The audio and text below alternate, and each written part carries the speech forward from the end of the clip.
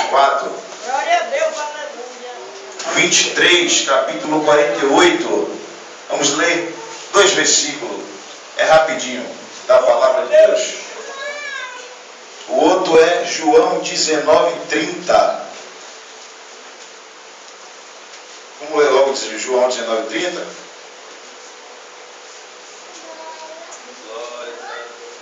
Glória a Deus. Todos encontraram? João 19:30.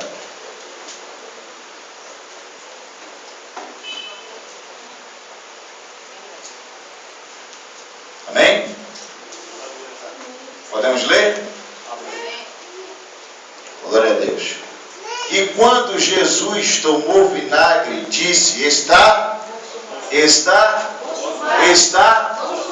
E inclinando a cabeça, entregou o Espírito. Agora vamos ler Lucas 23:48. Se não tiver Bíblia, coloque o seu irmão do lado aí, para você ver o que é que está escrito. Lucas 23:48. Todos encontraram?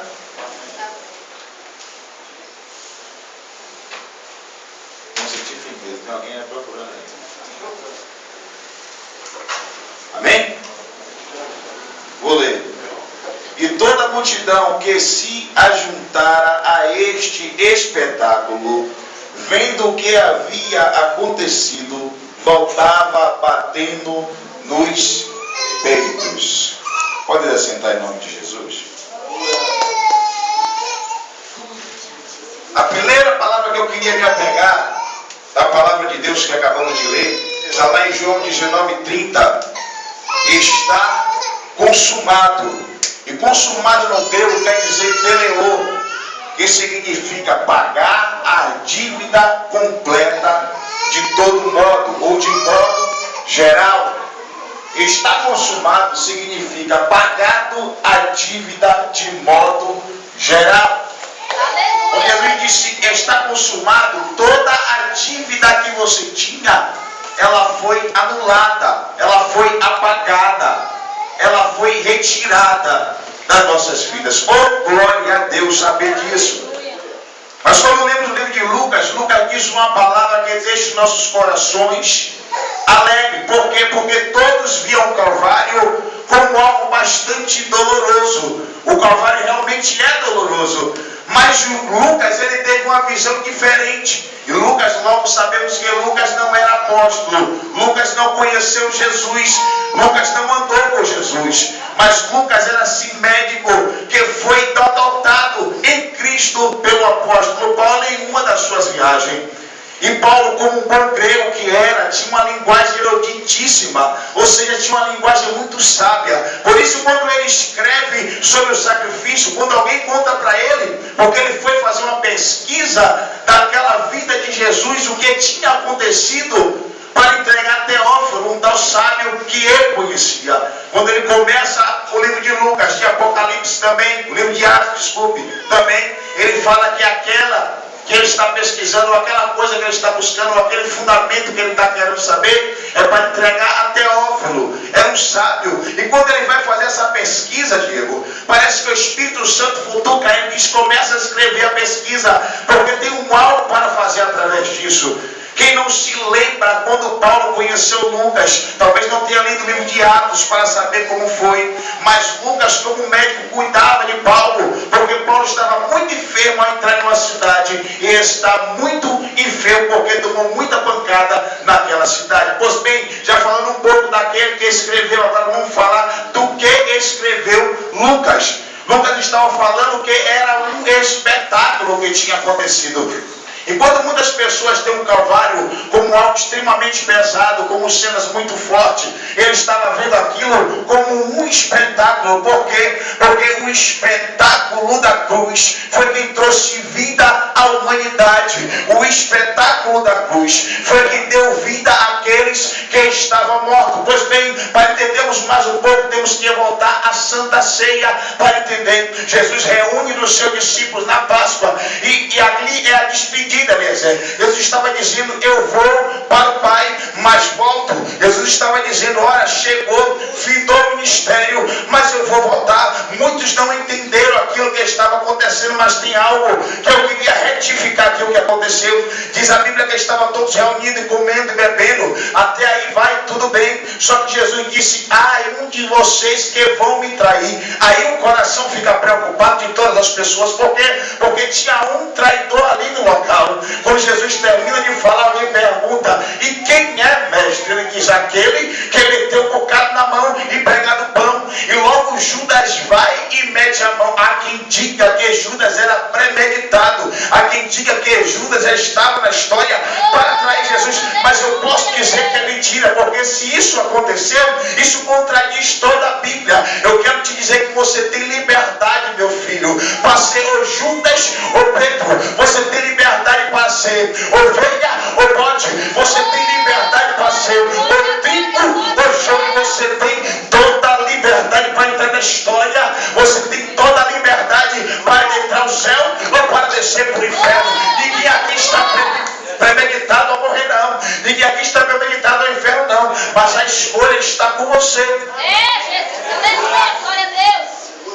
Aquele que pegar um bocado, Jesus sabe, se Judas ouviu, ele disse, então eu vou pegar um bocado. Mas ele disse, então eu vou pegar um bocado. Ele se predestinou ao pecado. Pois bem, Jesus agora vai orar já sabendo quem era, e todos já sabiam. Jesus agora vai orar tranquilamente. Jesus agora sobe com 3 homens, mas quando chega no pico do monte, o coração do mestre está extremamente angustiado. Não sou eu que estou falando, mas palavras dele. Ele prega dos discípulos e diz, meu coração está amargamente angustiado, está amargo até a morte. Jesus estava muito triste com aquilo que iria acontecer com ele. Quem é que não tem medo de morrer? Quem é que como carne não tem medo de sentir dor? Ele também sentiu dor, e lá acontece algo extraordinário. Qual é? Os discípulos que foram para ajudar, dormem. Jesus disse, será que você não pode velar nem uma hora comigo? É verdade, 3 vezes. E quando volta para ver, eles dormiram de novo. Jesus já sabia que eram as últimas horas que estariam carne a carne junto com eles. E eles dormem. Pois bem, a Bíblia diz que eles, depois da oração, caminham para o horto. E quando chega no horto, o traidor aparece. E a Bíblia diz que quando o traidor aparece, aparece com eles também os soldados, Eliezer. E tem um fato muito interessante que Mateus retificou. A Bíblia diz que quando os soldados vão para pregar Jesus, ele diz assim, viemos pegar você. E ele disse, quem é que você procura? Ele disse, Jesus. Jesus disse, eu sou. A Bíblia diz que eles deram para trás e caiu com o rosto em terra, porque a palavra, meu filho, tem poder. Quando ele disse, eu sou, se manifesta a glória do Pai no Filho. E aquele que olha para ele tem que descer com o cara na terra. Isso não aconteceu só com eles. A Bíblia diz que quando João sobe ao céu, vê um resplandecente como o sol. Quando ele disse, eu sou, João cai com a cara na terra. Ele termina dizendo, o alfa é o ômega, o princípio e o fim.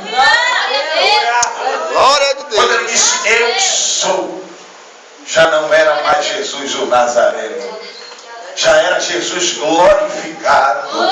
E quando ele se manifesta, não tem quem fique de pé, irmão. Aí ele pergunta de novo, vem cá, meu filho, quem você veio procurar? Ele disse, Jesus o Nazareno. Aleluia. Ele disse, pronto, pode levar, sou eu. E levam Jesus para Pilatos. E Pilatos não quer este pepino para ele, porque ele sabia que Jesus não tinha culpa no cartório. E ele diz o que? Manda para Herodes. Herodes disse, aqui não, manda para Pilatos. Porque sabia que ali não era nada mais, nada menos do que inveja em Jesus Cristo. Porque ele ensinava como ninguém, ele pregava como ninguém, ele curava como ninguém, havia maravilhas como ninguém. E ninguém queria um Jesus como aquele que atrapalhava o plano daqueles que estavam querendo corromper o povo. Escute isso. A Bíblia diz que quando chega a Pilatos, Pilatos diz ao povo, olha, eu vejo que este homem não tem pecado. Eu vejo que este homem não fez nada de errado. Eu vejo que este homem nada fez para que possa ser morto. Mas tem um negócio aqui. Todo ano de Páscoa, nós agora separamos um para que não morra. Só que tem dois para morrer. Você escolhe o que vão morrer e você escolhe o que vão viver. Escute isso, presta atenção em mim, para você entender aquilo que Deus quer falar com você. Quando ele disse escolha aquele que quer ver e aquele que quer morrer, ele disse, aqui tem Barrabás e aqui tem Jesus. Quando disse aqui tem Barrabás, todo mundo dizia solta Barrabás, solta Barrabás. Quando dizia aqui tem Jesus, aí o pessoal dizia crucifica-o, crucifica-o. Eita coisa maravilhosa. Está vendo o seu ouvido? Sou ruim, mas o meu, sabe o que eu entendo aqui? É que o ladrão tem que ser solto para que Jesus morra. É que Jesus pode morrer, mas o ladrão não. Jesus tinha que morrer para o ladrão ser liberto. Jesus tinha que morrer para a prostituta ser liberto. Jesus tinha que morrer para aqueles corruptos ser libertos. Jesus tinha que morrer para o pecador ser liberto.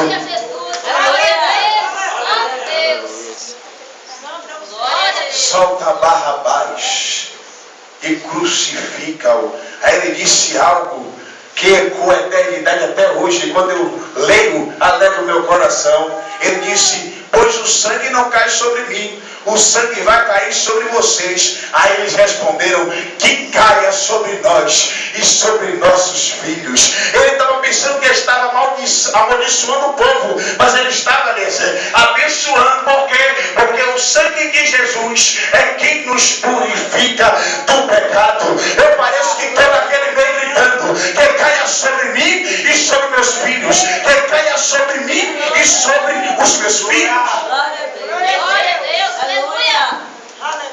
A culpa é sua. Ele disse, pode descer, pode mandar. E as pessoas estavam dizendo, você é amaldiçoado. Mentira, se abençoado. Que caia o sangue dele sobre nós e sobre nossos filhos.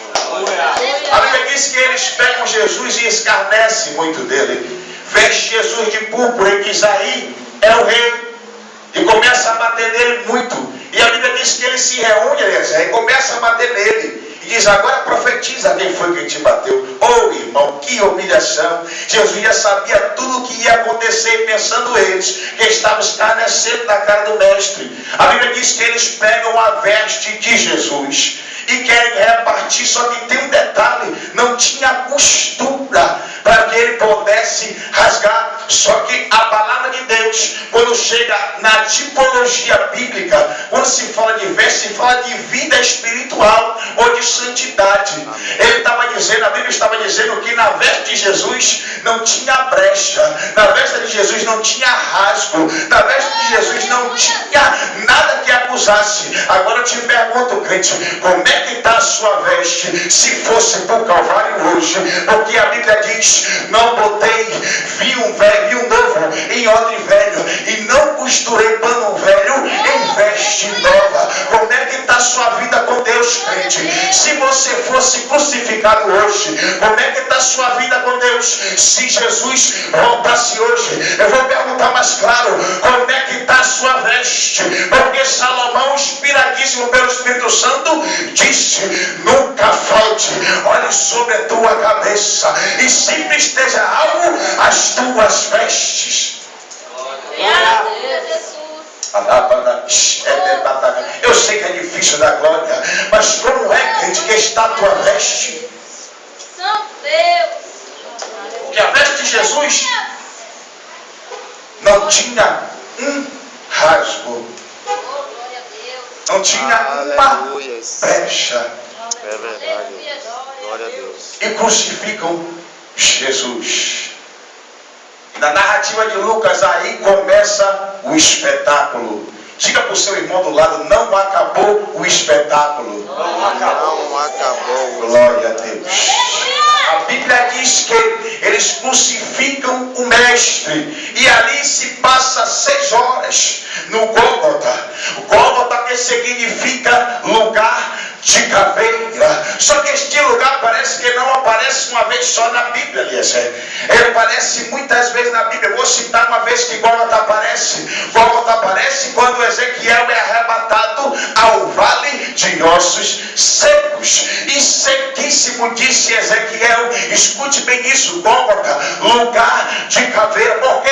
Porque a geografia parecia uma caveira. Mas por que falava-se Gólgota? Porque muitas pessoas eram crucificadas ali. Certamente havia muitos ossos naquele lugar. Mas só que eu vou te contar um episódio que acontece lá em Ezequiel. A Bíblia diz que Deus chama Ezequiel de Ezequiel. Será que esses ossos podem ter vida? Ezequiel responde: tu sabes, Deus, se pode ou não. Ele disse: então profetiza aí, porque você vai ver o que vai acontecer. E ele disse: vindo do Oriente, do Ocidente, eu profetizo em nome de Jesus. Quando ele profetiza, a Bíblia diz que ossos falam com ossos. E aí começa as coisas se ligarem uma na outra. Começa a ter dedão, começa a ter músculo, pele. E aí Jesus olha e diz para ele. Aí Deus olha para ele e diz: será que eu não posso fazer, Ezequiel, um exército para Israel? Agora eu te pergunto, o que foi que Jesus fez lá no Gólgota? Jesus não levantou um exército. Jesus levantou uma nação, nação sacerdotal, nação eleita, nação escolhida e povo separado. Você não entendeu? Este povo é você, meu filho. Deus te escolheu, Deus te remiu, Deus foi no Gólgota só para isso. Deus levantou uma nação para adorar a Ele. Deus levantou uma nação para glorificar a Ele. Deus levantou uma nação para levantar e pregar-se o Evangelho dele. Glória a Jesus, graças a Deus. E crucificam Jesus. Aleluia, Deus. E a Bíblia diz que quando Jesus é crucificado, antes disso demora 6 horas, Eliezer. E 6 horas você sem ninguém do lado é difícil. Sofrer com alguém é difícil. Mas sofrer sozinho é mais difícil ainda. E a Bíblia diz que quando ele estava por morrer, disse: Senhor, Pai, por que me desamparaste? Eu posso dizer uma coisa muito ousada aqui. No momento do Calvário, nem Deus estava com Jesus, nem o Pai estava. Porque ele pergunta a Deus: por que me desamparaste? Eu vou te responder o que é que eu quero dizer com isso. É que Jesus passou 6 horas sozinho no Calvário sofrendo, para ter você ao lado dele a eternidade. Glória a Deus. Se você entendesse, eu acho que você dava um glória. Jesus passou 6 horas sozinho para ter você a eternidade. Deus deu o Filho dele como expiação, 6 horas sozinho para ter você a eternidade.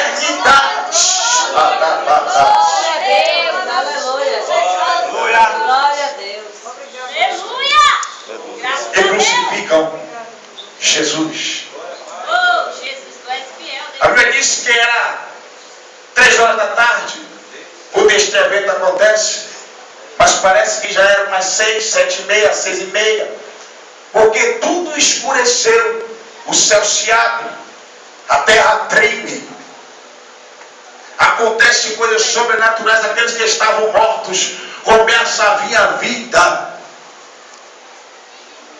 E o soldado humano entrando na cabeça diz: matamos o Filho de Deus. Até então ele não sabia o que estava acontecendo. Mas quando Jesus morre, a terra responde, a natureza responde. Porque lá no livro de Romanos diz que a natureza geme com dores de parto pela vida do Mestre. Meu Deus do céu, eita coisa gloriosa. Teve que descer rasgando a roupa e dizendo: matamos o Filho de Deus. Mas o espetáculo, meu filho, não acaba por aqui. Diga por quê. Eu já vou passar o microfone que o tempo voa. Diga por quê. Por quê? porque o espetáculo acabou naquele momento. Mas a Bíblia diz que o céu vai se rasgar do Oriente ao Ocidente. Aí virá o Filho do Homem montado no cavalo.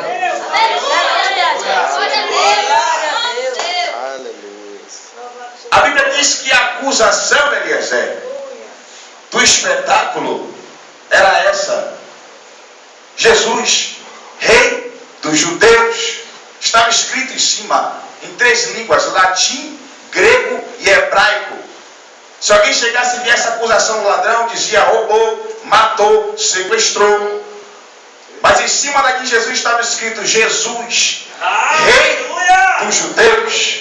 E quando estava escrevendo, o sacerdote irritado disse: não, rapaz, não deixa assim não escrito não, bote assim, ó, deixa escrito assim, ó, ele disse ser rei dos judeus. Mas Pilatos disse: o que está escrito, está escrito. Pilatos estava retificando, dizendo: ele é rei por excelência, ele é rei, e a majestade. Porque lá no Salmo 24 está escrito: abri, ó portas, as vossas cabeças. E o anjo pergunta: mas por que vamos abrir a porta? Ele responde para o outro e diz: porque aí vem o rei da glória. E quem é esse o rei da glória? O Senhor forte na batalha.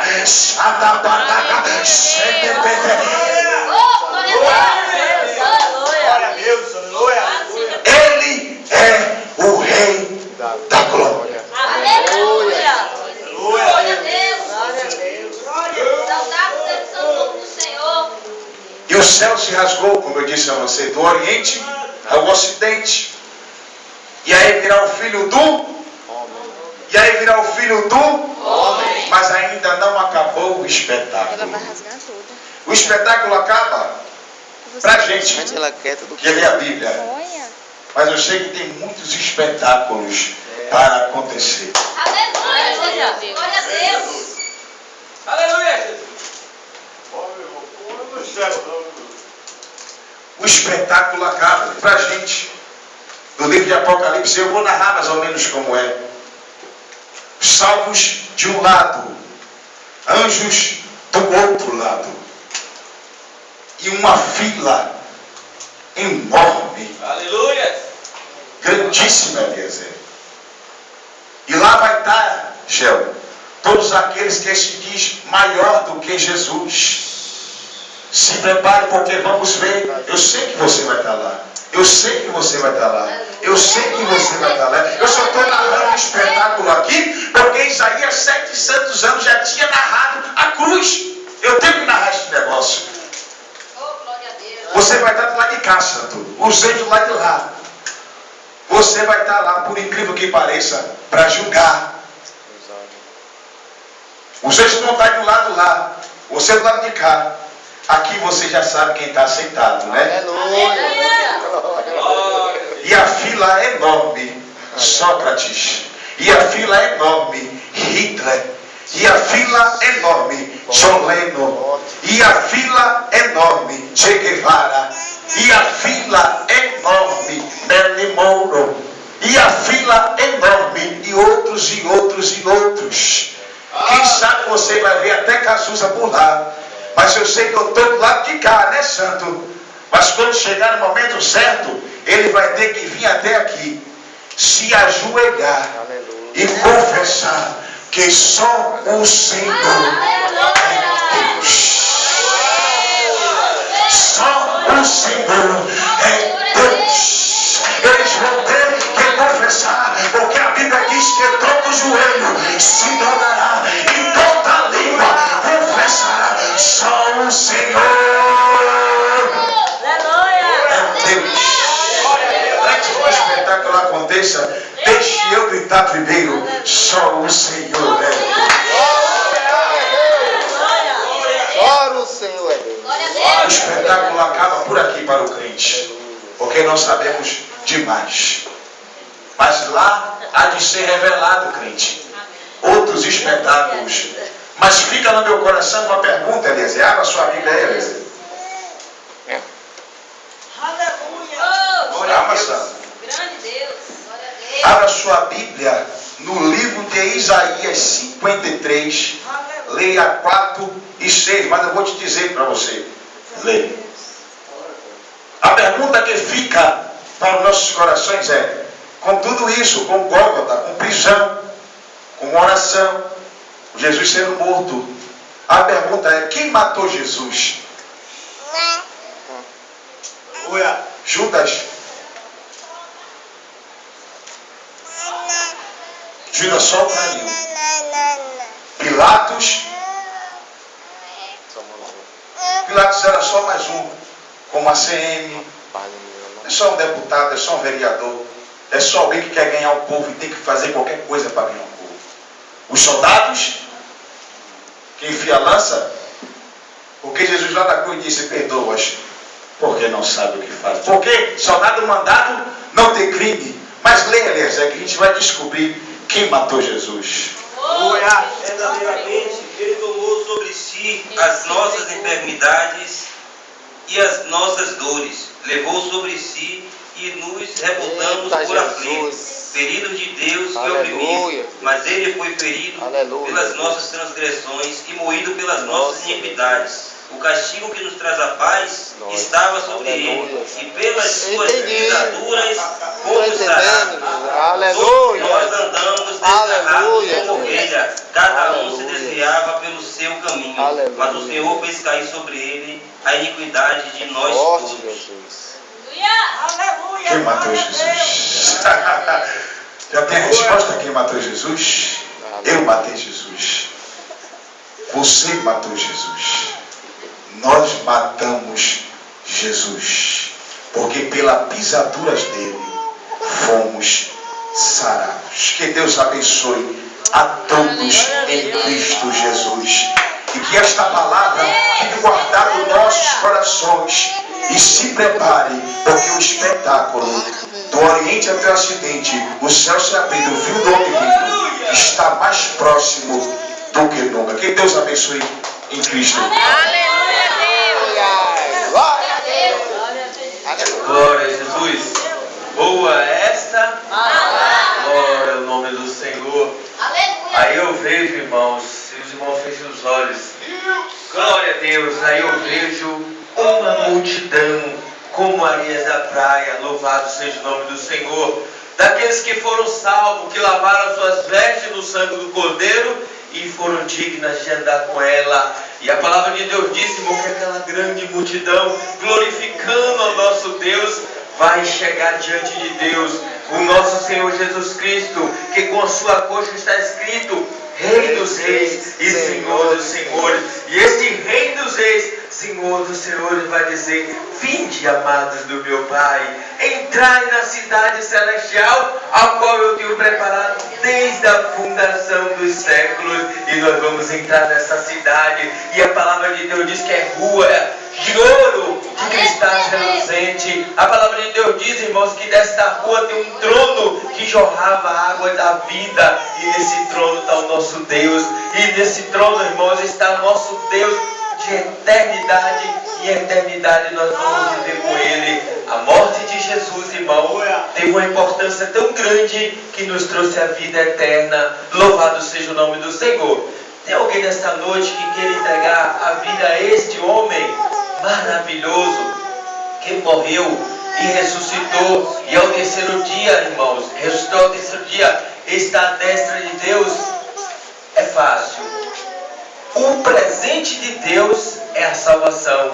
A palavra de Deus diz em Romanos 6:23: o salário do pecado é a morte, mas o dom gratuito de Deus, dom gratuito, graça, favor imerecido, é a vida eterna. Esse presente ele foi oferecido a todo mundo, porque a palavra de Deus está escrita: Deus amou o mundo de tal maneira que enviou ao seu Filho Jesus Cristo, Ele mesmo que morreu, para que todo aquele que nele creia não pereça, mas tenha vida eterna. Louvado seja o nome do Senhor. O presente, ele foi apresentado para toda a humanidade. Agora, só vai ser salvo quem aceitar esse presente. Só vai ser salvo quem disser: eu quero este presente. Porque se um aniversariante tem um dia do seu aniversário e muitos vão oferecer presente a ele. Se ele disser, eu não quero isso, não quero aquele, ele nunca vai receber presente. Só aqueles que ele aceitar. Jesus foi um presente dado para a terra, para que através dele o nosso pecado fosse apagado e a gente pudesse adquirir a vida eterna. Então é necessário aceitar a Jesus como Salvador. Ah, mas precisa ser crente? Isso aí é o segundo plano. O importante é a gente fazer a nossa parte. Tem alguém nesta noite que quer entregar a vida a Jesus? Entregar a vida a Jesus é necessário, irmãos, para que o próprio Deus possa fazer a obra em nossas vidas. Amém? Todos nós aqui somos evangélicos? Amém. Amém? Deus abençoe a todos. Vamos nos colocar de pé, irmãos? Vamos estar assim. Deus abençoe a vida do meu irmão Luiz. Luiz está perseverando aí vindo, né, Luiz?